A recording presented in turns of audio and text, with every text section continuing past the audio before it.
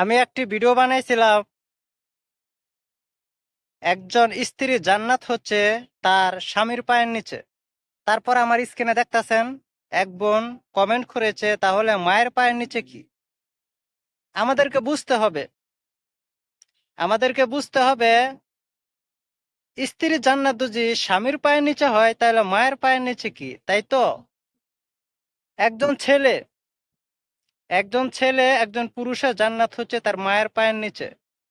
কারণ একজন ছেলে সে যত নেকামলই করুক না কেন, তার দ্বারা যদি তার বাপ মা কষ্ট পায় তাহলে তার সমস্ত নেকামল বরবাদ। এই জন্য এক একজনের বাপ মাকে মৃত্যু পর্যন্ত এক একজনের পুরুষের উপর ছেলের উপর জিম্মাদারি, তাদের উপর হুকুম থাকে আল্লাহ পাকের যে তোমরা তোমার বাপ মার সেবা করো। এটা কাকে বলছে?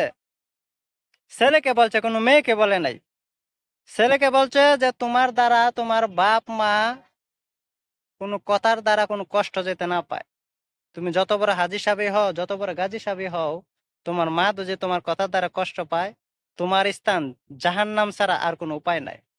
আর তুমি যদি তোমার মাকে খুশি করতে পারো, তাহলে তুমি শুনে রাখো, তোমার ঠিকানা জান্নাত। তোমার মা যদি তোমার জন্য দোয়া করে দেয়, তোমার ঠিকানা জান্নাত। আর তোমার দ্বারা তোমার মা যদি কষ্ট পেয়ে থাকে, ডাইরেক্ট তোমার জায়গা হচ্ছে জাহান্নাম। এটি একজন ছেলের জন্য। কারণ ছেলের জান্নাত মায়ের পায়ের নিচে, কিন্তু মেয়ে না। মেয়ে তো বিবাহের পর উনি তো বাড়ি ছেড়ে জায়গা স্বামীর বাড়িতে। ঠিক সেম টু সেম মার সাথে যেরকম ছেলে, মেয়ের সাথে তার স্বামী। কোনো মেয়ে যদি যত বড় আমলদারে হোক না কেন, যত বড় তাহাজ্জুদ গুজার হোক না কেন, তার কথার দ্বারা তার স্বামী যদি কোনো কষ্ট পায়, তার সমস্ত নেকামল বরবাদ। সে যদি তার স্বামীকে খুশি করতে পারে, আর স্বামী যদি বলে আমার স্ত্রীটা সবচেয়ে ভালো, ওই স্ত্রীর ঠিকানা জান্নাত। কিন্তু মা না। কোনো মেয়েকে বলে নাই, কোনো স্ত্রীকে বলে না যে তোমার কথার দ্বারা তোমার বাপ মা কষ্ট পেলে তোমার ঠিকানা জাহান্নাম। কিন্তু কি বলছে? তোমার কথার দ্বারা যদি তোমার স্বামী অসন্তুষ্ট থাকে, কষ্ট পায়, তাহলে তোমার ঠিকানা জাহান্নাম।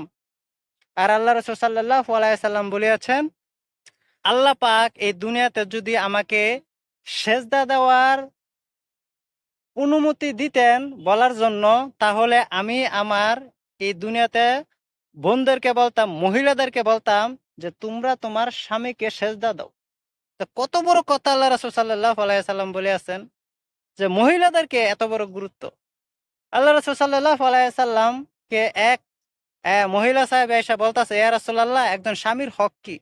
তখন আল্লাহ রাসূল সাল্লাল্লাহু আলাইহি সাল্লাম বলেছেন, তোমার স্বামী যদি কুষ্ঠি রোগী হইয়া তার শরীরের ভিতর যদি কিরা বিলবিল করতে থাকে, আর ওই শরীরে কিরাকে তুমি যদি জিব্রা দিয়ে পরিষ্কার করো, তারপরে তোমার স্বামীর হক আদায় হবে না। তাহলে কত বড় কথা বলছেন। এই জন্য ভাই, আমরা ভালো করে বুঝবো, একজন ছেলের জন্য তার জান্নাত হলো মায়ের পায়ের নিচে, আর একজন স্ত্রী, একজন মেয়ের জান্নাত হচ্ছে তার স্বামীর পায়ের নিচে। একজন ছেলে যদি তার কথা দ্বারা তার মা কষ্ট পেলে জাহান্নাম, একজন মেয়ের দ্বারা তার স্বামী কষ্ট পেলে তার ঠিকানা জাহান্নাম।